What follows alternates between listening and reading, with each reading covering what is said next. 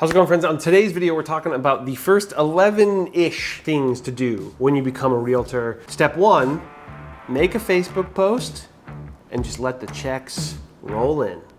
Not really. Let's talk about it.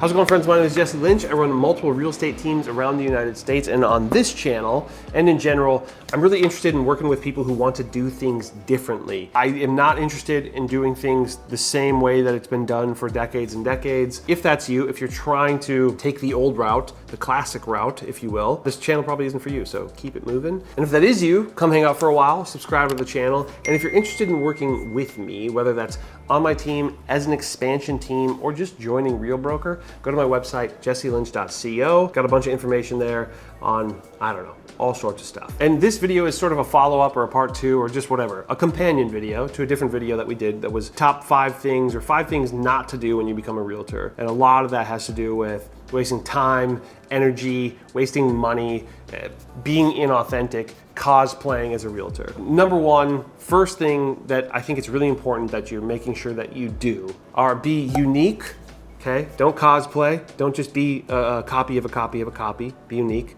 Be authentic. So be true to yourself. Figure out what it is about yourself that is unique, that's different. Just be refreshing. I think there's something so nice about the idea that you could enter an industry and be refreshing, be a breath of fresh air. What a cool compliment that would be, right? Of like, you're a breath of fresh air in this world. It's like, oh, well, that's maybe the coolest thing somebody has ever said. So just know that there is a place in this industry for you and for your energy and the vibe that you want to put out. There is a place for it. There's really not a place for a copy of a copy of a copy. There's already too many versions of that. And I know that that like is a little bit ethereal and fluffy and whatever, and I'm not trying to be not helpful. I just think that some people really, really need to hear that be authentic. It will help you, okay? And the second thing that you have to do when you get into real estate is you have to interview a team, you have to interview a brokerage, you have to decide where you want to land. A couple things to keep in mind, those things are not necessarily permanent, right? You can switch. There are certain things that make it harder to switch and make the friction to leave a little bit more.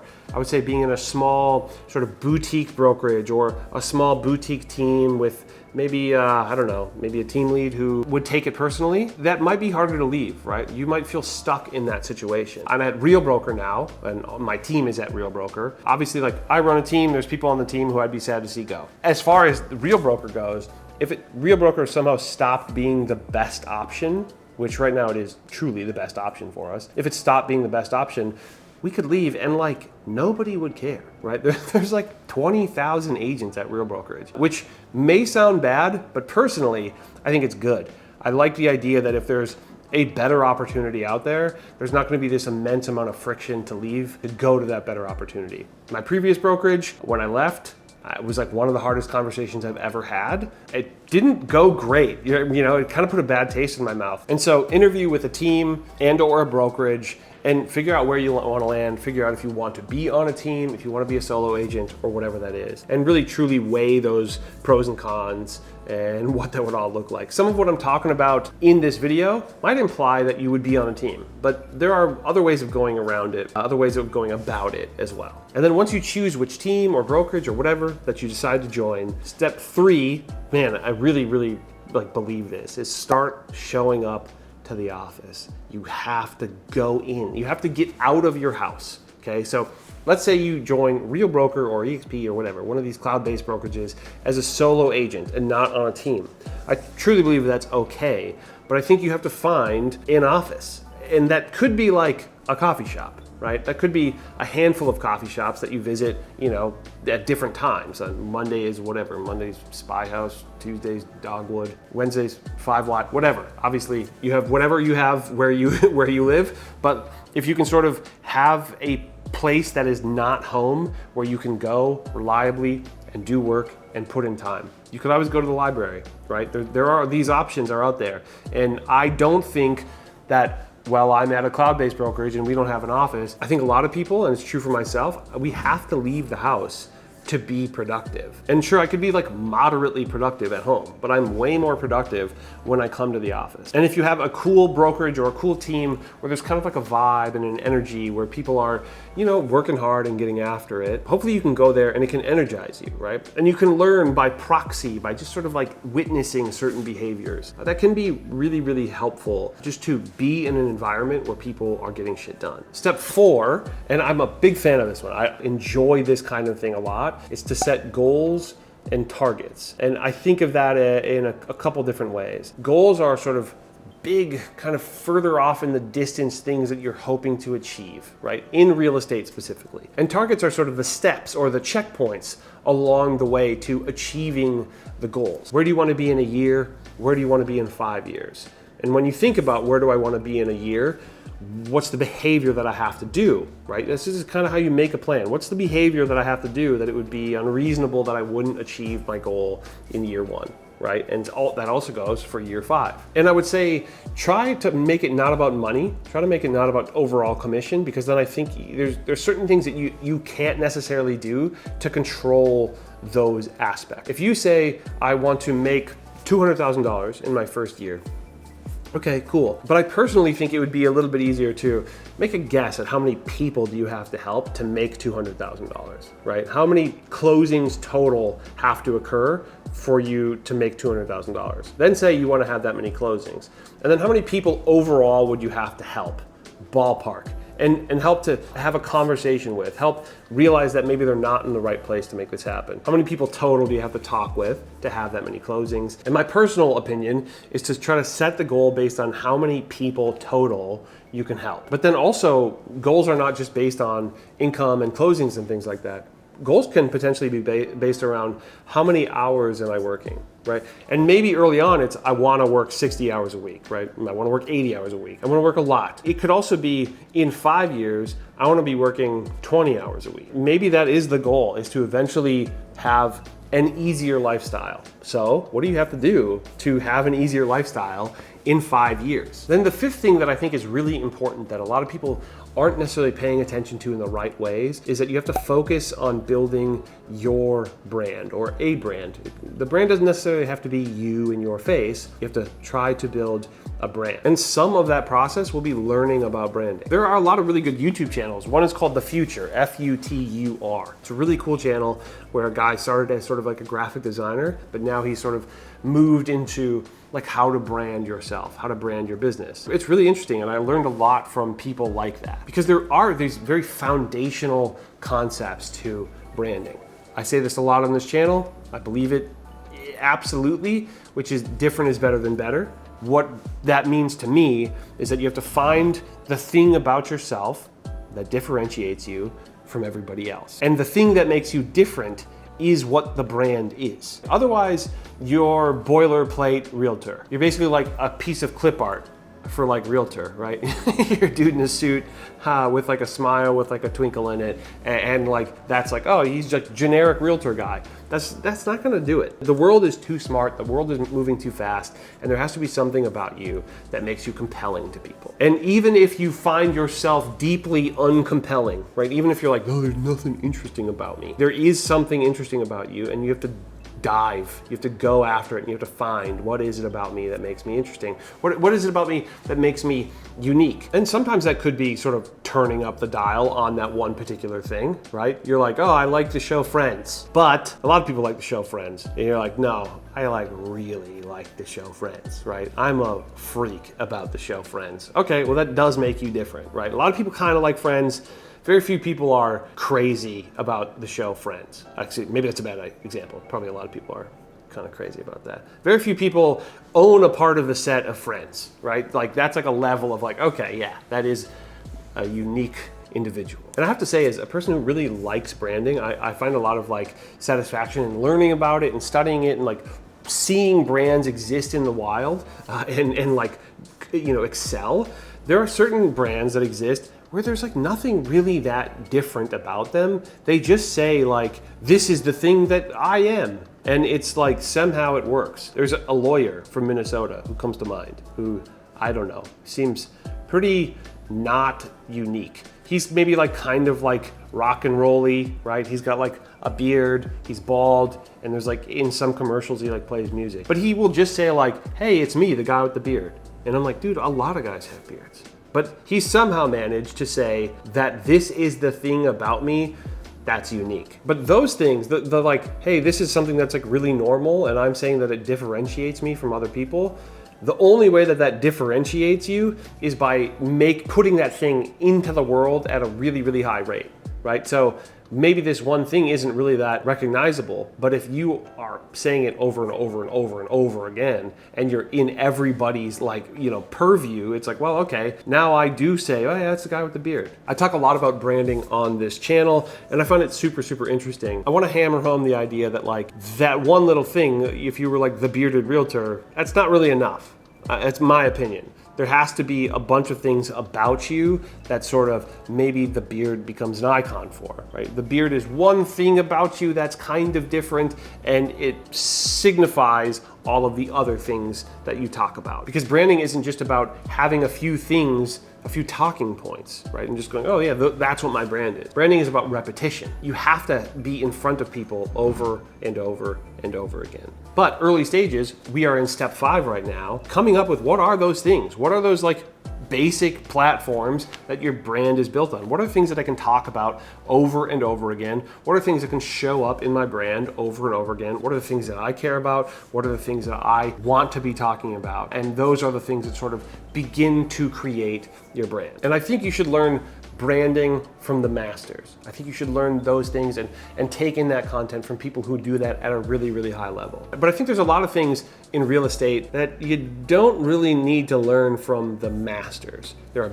basics that somebody who is moderately good at real estate can teach you and at least give you a level of comfort in those things. And so step 6 is find somebody who will help you learn the basics. This could be a mentor at your brokerage. That's actually what my previous brokerage situation was. I had a mentor coming in and they walked me through like my first 5 transactions. To be honest, they walked me through my first like 2, and then the rest I pretty much did alone. But there's maybe a couple things where I knew that I could call them, shout out Jackie, and say, hey, I don't know how to do this. I'm in a position I've never been in. How do I do this? And she guided me through it, and it was really, really helpful to have that sort of like go-to person. On my team, there are a couple agents who have basically like leadership roles, and they are like your designated person to ask certain questions to. You have an obvious person where you say, I reach out to this person. I know exactly who I should be asking this question to, and that's who I ask. And then if they don't know the answer, they ask me.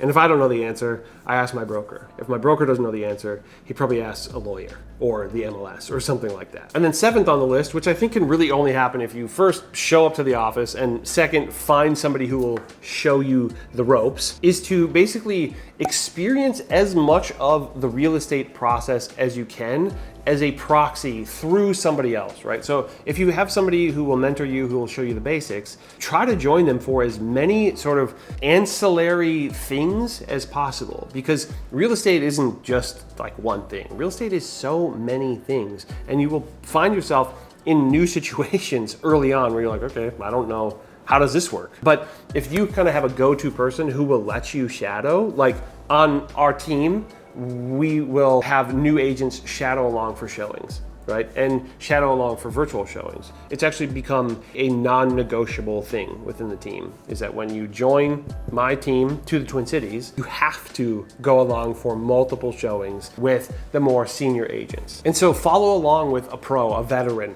at showings. Follow along with them at an inspection walkthrough. Those are like weirdly educational. Your first handful of inspection walkthroughs are pretty eye-opening. You really start to understand a lot of things. If you can, follow along and just sort of be a fly on the wall, be a shadow for when that agent meets with new clients. We can have like a Zoom call with a client, and we could have somebody on that call, or we could record it and say, hey, we're gonna record this, just so you know, we're gonna record this, and somebody's gonna be able to watch this for training purposes. But I think to just be there and be like, hey, I'm just bearing witness here, I'm just like watching what's happening, will then make those situations much more comfortable to you. And as long as you're taking in that information and being a sponge, then when the time comes for you to do it personally, you probably won't be quite as frozen up. You won't go like, I don't even know what to do. Then number 8, and this could have happened earlier or whatever, depends on how the order of how you're doing these things, but make sure that you tell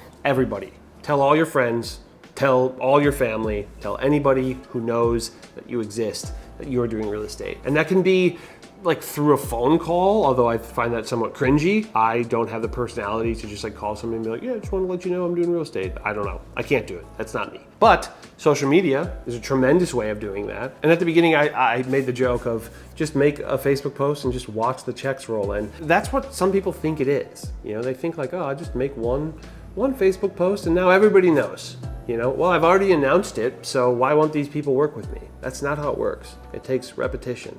First of all, how many people actually see a single post you make? Certainly not everybody you know. That's not how the algorithm works. You have to make post after post after post. So don't underestimate what it takes to tell all your friends, right? It takes a lot of consistency to do those things. Just don't be afraid to let people know that that's what you're doing. If you're ashamed of it, then you shouldn't do it. If you are watching this right now and you're ashamed of it, either, hey, don't be, right? Stop it, that's stupid, you're being dumb, or don't do real estate. That's kind of all I can say. If you're ashamed of it, you're wasting your time. You have to be public about this. Number 9, again, this could have happened at any point along this process.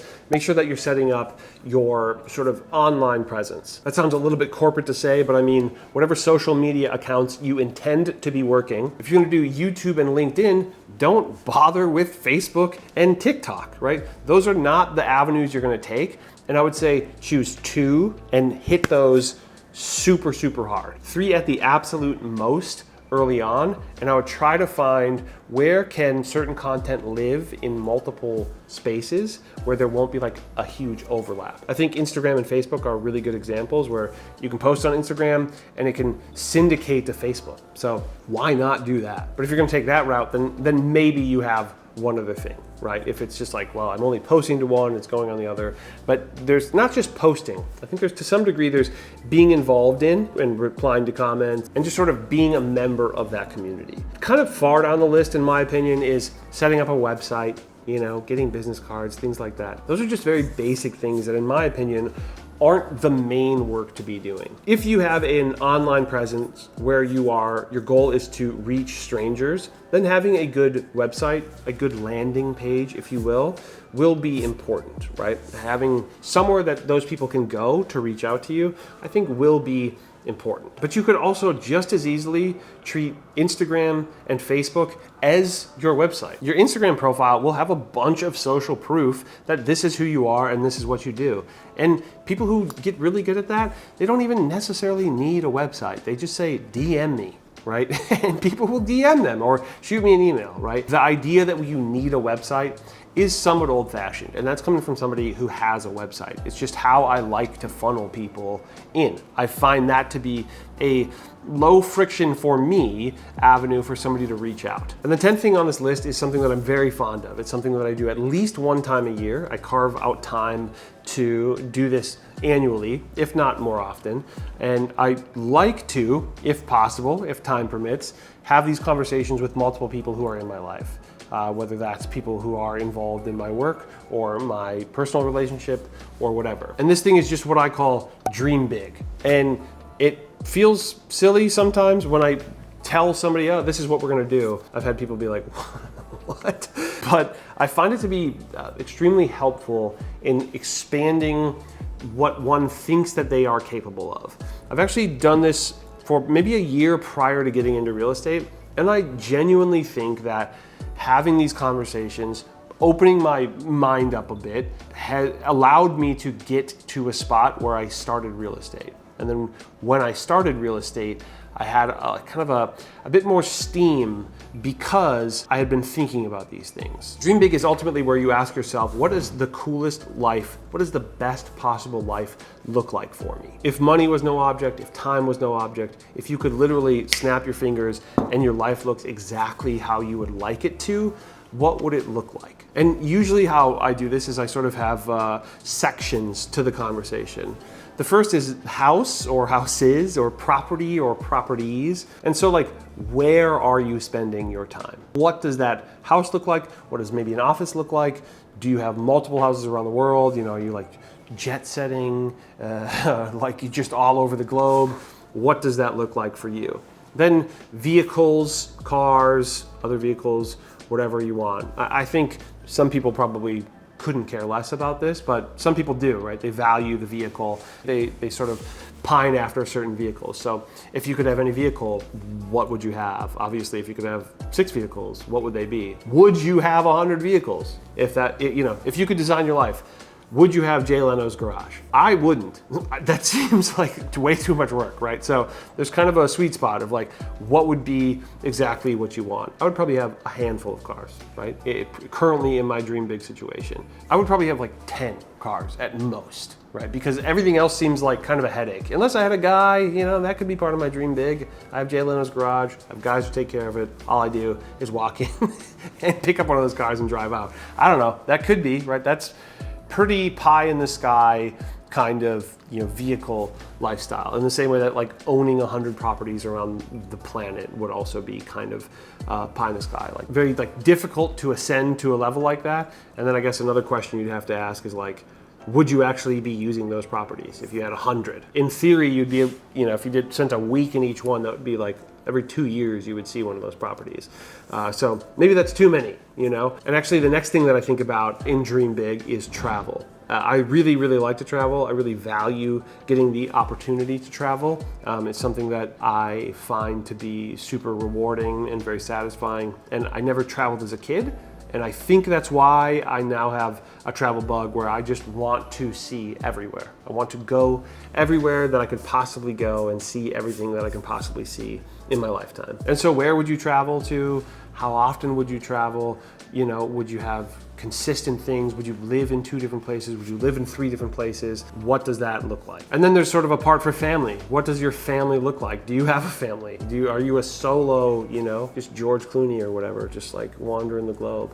I don't know, he probably has a family, but whatever. What are y'all doing as a family unit? What's your day to day? Do you have a spouse? Do you have multiple wives, right? Do you have sister wives or whatever? Just, you can imagine what that looks like. And so what would the ideal life look like as it pertains to your family? And then there's probably other things that are important to you, which you're welcome to put into this. If art was really important to you, okay, cool. How much art are you doing? And what is your daily or weekly sort of output of art look like? What are the things that you're accomplishing in the art space, alongside whatever your life looks like? If business is really important to you, what does your work life look like? What are the things that you've accomplished? What are you known for? What are you doing on a day-to-day basis? And then lastly, I think is like, how do you want to help people? Right? How many people do you want to help? Do you want to own a company with 100 employees who all have a really, really good life and make a good living and, have great family lives because you provide them with good balance? Obviously, that's up to you. How you would want to help people is very much based on your personality and what you care about. But that's dream big. And I think it's really important to do that fairly often, at least once a year, and remind yourself that there is a potential life that you could have, right? There is this life that's crazy, that would be so enriching, and you would feel so full, right, as a human, and you would look back on your life as an old person, you say like, wow, what a cool life I've had. And the reason I think it's important to dream big is because very few of us do. We're sort of like knocked down a peg by the world, to where, hey, let's keep reasonable goals here, right? And then what happens is, because you have quote unquote reasonable goals, you're not shooting for difficult things, right? You're not trying really hard to accomplish things that are rare, right? That few people are able to do. But there's no reason that you couldn't be the person who's achieving the things that is very unusual. But if you don't know that it's possible, if you can't imagine that potential outcome, it'll be pretty difficult to achieve. I think very, very few people just slip into that wild success. Which leads me to number 11-ish, which is be of a rarefied air. Be the hardest working person in the room. Be the hardest working person that you know. Be the hardest working person that you've even ever heard of. Absolutely hammer lead generation, and try to build a company, try to build a brand, try to solve problems for things that are difficult, unusual, unique. Operate at a pace, or at least with a level of commitment, right? And consistency that's uncommon. And then I think it's pretty safe to say that you will accomplish things that are uncommon. You will be, or you will be on your way to becoming the person that you want to become. You'll be on your way to the life that you want to have, because in this game, in the game of real estate, the truth is, like, it's up to you, and it's all yours. There's all of these people out there who are just yours for the taking, but you have to figure out how to get them. See you in the next video.